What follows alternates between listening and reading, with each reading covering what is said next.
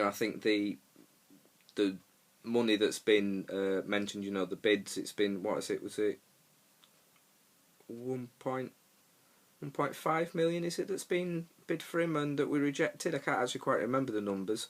But I think it would have to be a pretty decent bid for the owners to sort of take a decent look. But the thing is, by getting rid of Ross McCormack, we would have to bring in someone to replace him. And I mean, this fourth signing that McDermott keeps talking about, by all accounts, it's probably going to be a centre-back. So I'm pretty sure that we wouldn't sell Ross McCormack just to bring another centre-back in, because we'd also need a decent replacement for him. So I can't see the board being silly enough just to sell McCormack for the sake of bringing anyone in. I think they'd have to make sure that there was someone lined up to replace him to do that. So, like I say, I can't see him going. I don't think there's too much to worry about there, really. Or at least I hope there isn't. So, yeah, I think, well, definitely in the way that he's speaking, he doesn't want to go. McDermott's already said that he doesn't want him to go either. So let's just hope that the board are on the same wavelength as them, really. What else was there to say about today? Yeah, the crowd. I think it was a decent atmosphere. It was always going to be a good atmosphere, Yorkshire derby like that. And obviously it was going to be lower than the crowd against Brighton. It was 33,500 for that game. So I mean, you take into context, it was an early kick-off. It was on Sky, and ticket prices were a bit more expensive than last time. I think by about £7. I think was it the cheapest before was 20, and the cheapest available today was £27. So obviously, the crowd was going to be a bit smaller. So it turned out to be about 10,000 people weren't there this time that were last time. So it was 23,700 the attendance, which I actually think is quite good, to be honest with you, taking everything into a context. And it was still the biggest attendance in the Championship all day. I checked out all the different games, and it was still the highest attendance, which isn't really surprising, to be honest. But it was a decent atmosphere. Obviously, the Sheffield Wednesday fans, they made their noise.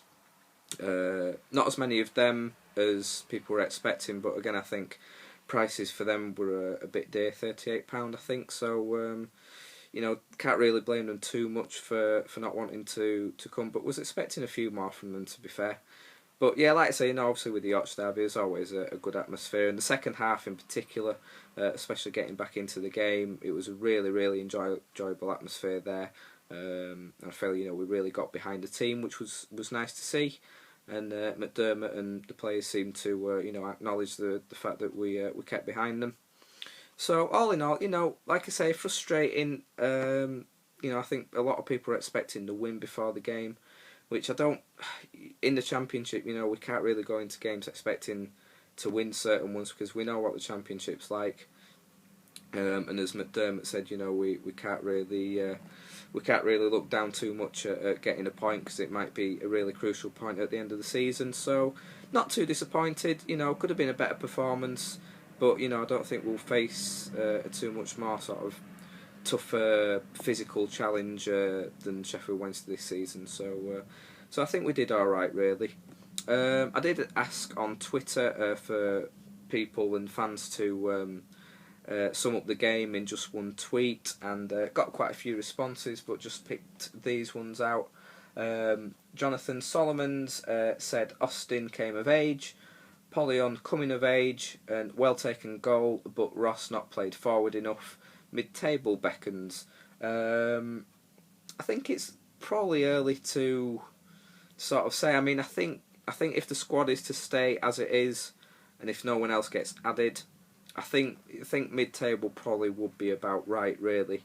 Obviously, it's impossible to say, but judging by the start of the season and how the squad is sort of coming together, I'd be pretty happy with mid-table. Like I say, if the squad was to stay like that. But yeah, I mean, Austin, just amazing, brilliant. It really is an inspired decision to make him captain. I mean, he, like I said before, he just led by example today. Polion coming of age, like I say. Personally, for me, I still don't think he's a 90-minute player. I think he's got more impact coming on as a sub at the moment. The only thing with him, obviously he's got that pace and he's got that attacking threat that a lot of our other players don't, but it's his sort of off the ball positioning and sort of tracking back and getting back and defending, which is a little bit of an issue, which is why I don't think he's a sort of 90-minute player yet. But I definitely persist with him for now instead of Hunt. Nothing against Hunt, I think he's going to be an important player for us this season, but I think he just needs a bit more time maybe in training. I think he's been a bit sort of sluggish sort of start the season. So I definitely stick with Polion ahead of him for now. LUSC 97 Lloyd says, before the game you would have said we should win this, but based on the performance I'll accept the point, which is the point that I just made there. A lot of people were sort of expecting to win this game. Me included, to be honest with you, which was quite silly of us, I suppose. But yeah, definitely take the point, after the performance.